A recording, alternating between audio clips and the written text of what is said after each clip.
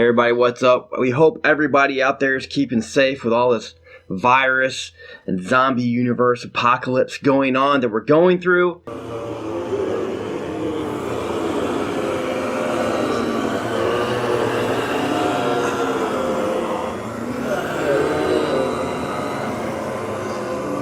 I hope you have enough TP, but we just watched the HBO series Outsider, Mike. Very good series, I think. What was your first takes? Well, this is one of my favorite shows this season. It involves a murder of a young boy in a small town. This is like a rural town, farms and, one or two schools kind of thing. And at one of these schools, you got a coach that manages the baseball teams, the little leagues, all that kind of stuff. He's like the everyday dad that the whole community knows and loves. And suddenly there's a murder. Come on, Jimmy, wait for your pitch, pal. Just a single, man. Come and see me. Walk's as good as a hit. Terrence Maitland, I'm arresting you for the murder of Frankie Peterson. For the what? And Jason Bateman, who plays the coach, also was Terry in the show. Jason Bateman is basically looked at like he's a suspect in the murder of this child. And there's reasons why. What are some of the reasons? Well, it gets all crazy, guys. They start looking at footage from other places. He's claiming he's innocent. He was at a conference. They got the footage. Yeah. So in the small town, Jason Bateman is arrested, and you can see from the trailer they saw him, like you said, security footage. They saw him in all the covered in blood, and they had witnesses. Yep. So they brought in this cop or this detective, Ben Mendelsohn, and he's basically tasked with putting this guy down. And he literally is a hard-nosed cop that he wants to nail this guy because it's such a gruesome murder, and he's from this town. Sorry. Hey, Terry! Glory. No. You need to go. What is he doing with him? I'm as baffled by this conflicting evidence as you are. Did you kill my son, Terry? Look at me! Yep. They all know each other. Yeah, they all know each other. This is like someone, he looks at to him, the way I understood it, it's almost like a friend. Yeah, he was like a good friend. He was like the coach of the teams, and you had to worry about, was he hurting other kids? And Jason Bateman was just out of his mind. He's just like, this is not me. I swear to God, I was out of town, and no one believes him. Yep. And they kind of just haul this guy off, prosecute him, and then it all blows up. Blows up from there. And let me tell you, Jason Bateman's not in a lot of this show. We'll say that right away. Yep. But he makes an excellent appearance in the first couple episodes. He does. I ain't gonna lie. I was a little upset he wasn't in the whole show. Yes. I know from the trailers, I was like, oh, yeah. Well, if you see him in Ozarks, yeah, he's an excellent actor. I never thought growing up, because I seen him on some of those childhood sitcoms of mine back in the 80s. Yep. That this guy was going to grow up to be one of my favorite actors. I know. He definitely has done so many of the comedies and the dramas and sci-fis and all this. Now he's in a horror. This horror, to me, the quality of writing and the quality of the dialogue and the characters is so good. I would put this right up there with any of the top horrors we've seen the last 10 years. I would say, for sure, this year is probably one of my favorite TV series. I mean, Ben Mendelsohn's performance is, to describe his character, he's kind of like he's a police detective that believes in reason. He's he's about facts. He wants to uncover facts. He wants to solve the case based upon reality. And what the problem is, everything's a little outside that. That's when we bring in the horror supernatural investigator, Cynthia Erivo. Surprising character out of all this. I thought Bates and I thought Mendelsohn were absolutely incredible. Yes. I expected that. What I didn't expect was Cynthia Erivo. Yeah. She was incredible because her character felt like, apparently she has the ability to remember everything. She's one of those people that can read a book and remember every word in the book. Oh. And it's like, to her, it's this God-given power. And she's very religious. The evidence and the counter-evidence, I'm struggling with that. Where are you going with all of this? Is that Terry Maitland, 70 miles away. The same day, the same time as Frankie Peterson was murdered. A human being cannot exist in two realities at the same time. Well, and because you had two different people, you had her, she almost was like on the spectrum. Yeah. Her gift is so powerful of remembering things that it makes her odd and it makes her hard to work with. The people in the town didn't like her. She believed in the supernatural, and it was hard for everybody else. And not to spoil it, but there's actually a moment in here where she talks about what she kind of can see and why maybe she doesn't really want to get too close to this individual. And then she does. And what exactly she sees in the end. And we can describe what this thing is. It's like a demon from olden times, like an ancient demon that has certain powers. And we won't give anything away. You know, it sounds weird, but I never really understood exactly what it was. They call it a demon. They call it the El Cuco or something like that. They also talk one time, was it a vampire? They had no idea. That they don't know. And Mendelsohn's character basically has to go through this starting point where he doesn't believe in anything. He believes in truth, fact, no nonsense. And he has to progress all the way to get, that's this arc he makes. It's incredible because he comes off as a non-believer. If you talk to this guy about aliens, he'll just leave. I mean, that's how hardcore he is. And then at the end, you see how he switches over and becomes this big arc he's got. I love him. Yeah, I like that, the moment in which he realized. I didn't kill that kid, Ralph. When the facts are filled with coincidences, don't dismiss those coincidences. I have no tolerance for the unexplainable. Well then, sir, you'll have no tolerance for me. What do you think is probably what sets the mood and the tone and how scary this can be? Well, this is the way it's shot and everything, it does play up on that music. Middle Western town. Western, yeah. You know, it's got a lot of dark grays. It's kind of cloudy. Yep. It gives you that feel. And I like the way they did it here. A lot of movies I really don't like when they do that. Sometimes they can just make it a little too dreary. Right. Which they do have up moments. Like a Chernobyl. That was very dreary and very difficult. And I will say there is one character here I thought was a little too dreary at times. And that was Ben Mendelsohn's wife. That was about the only character I didn't totally care for in this. And luckily she isn't a huge part. That's played by Mary Winningham, Janine, I believe. The relationship between him, Ben Mendelsohn, and her was fractured. They barely did stuff together. They hardly talked. He kind of just did his routine every night, and they, you could feel it. And that's what's so cool. Well, they had such a connection in the show, you could tell there was friction. Well, there's friction because they've lost a child. Right.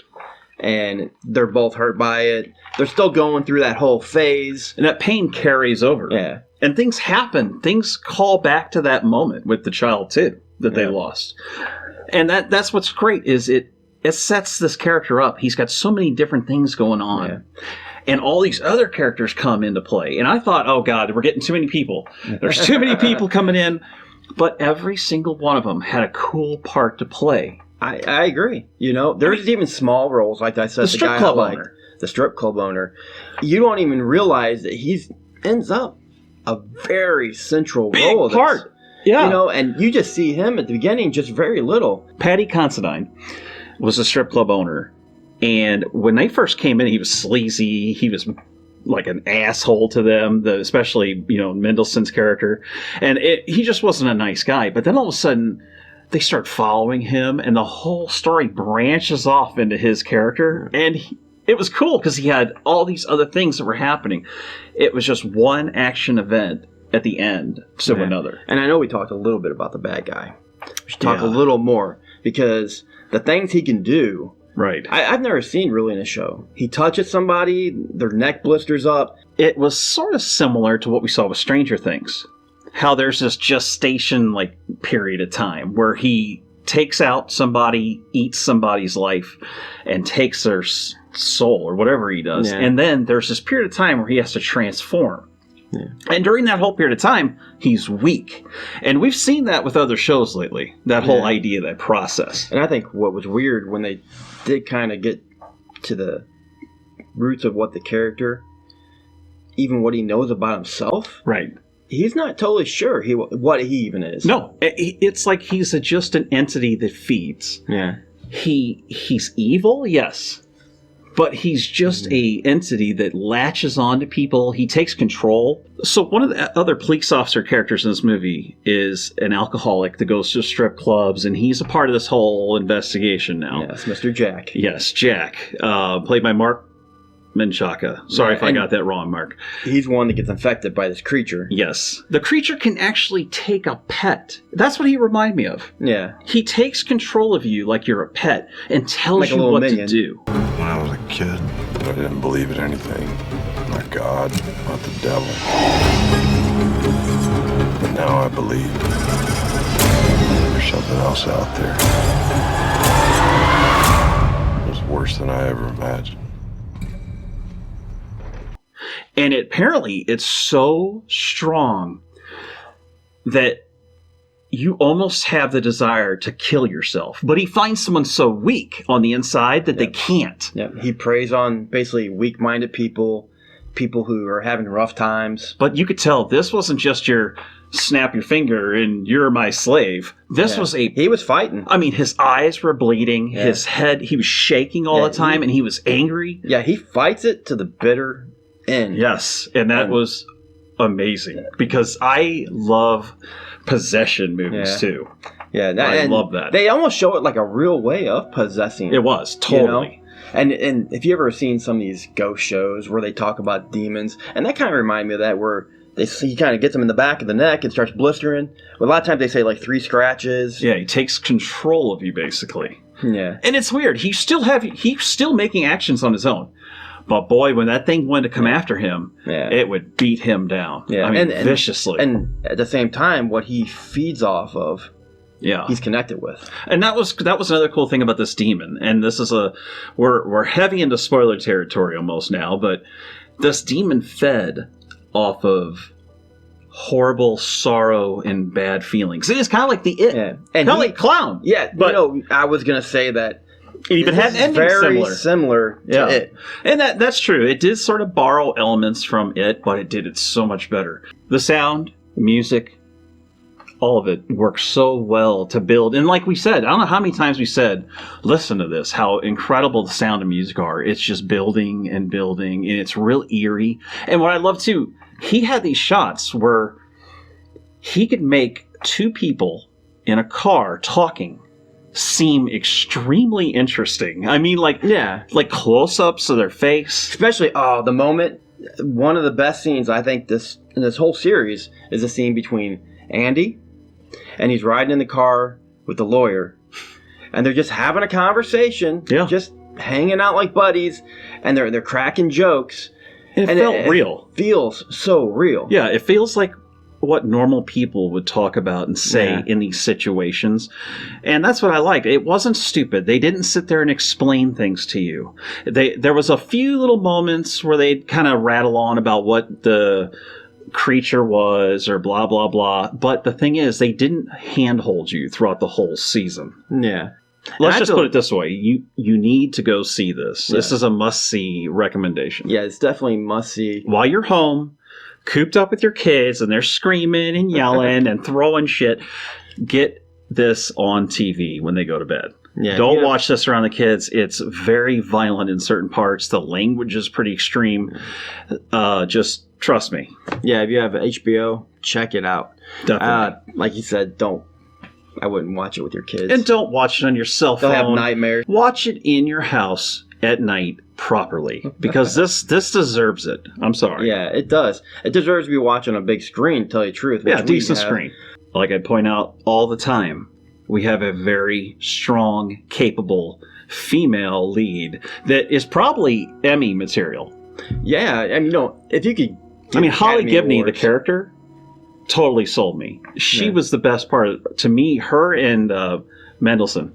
There is a little sequel baiting.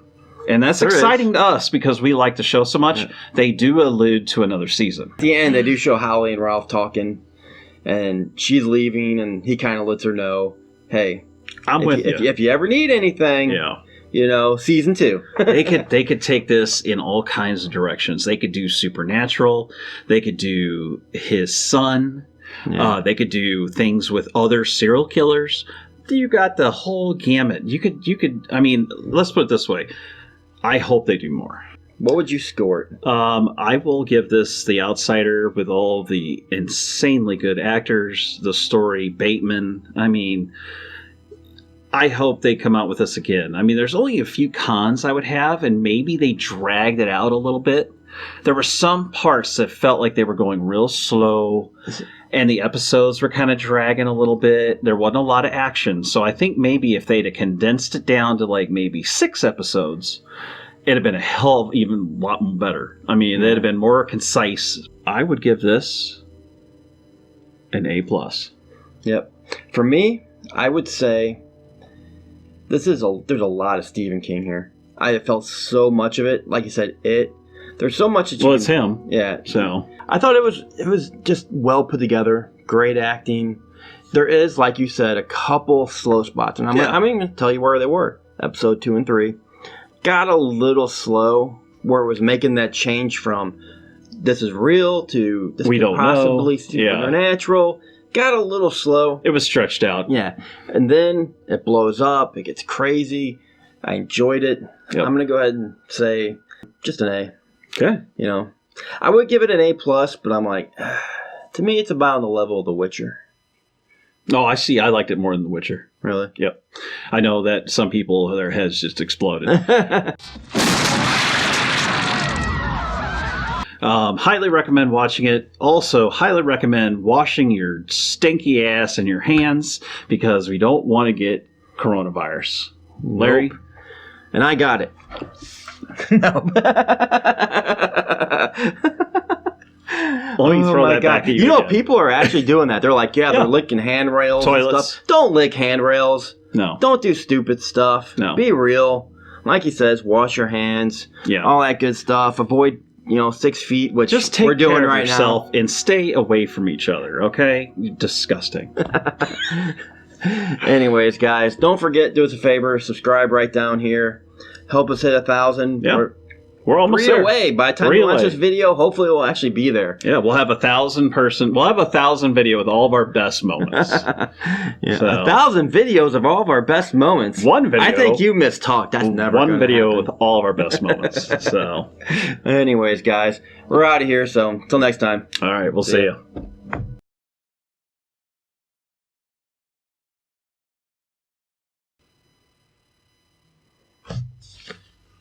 Pop collar. I am Cornelio. Beepy from my vocal. The fuck? I'm Dusty. Oh, that was Dusty. Oh my god. Oh. Okay, so we got. I think honestly, that right there, we were really laughing. It's probably better. Probably a good thumbnail.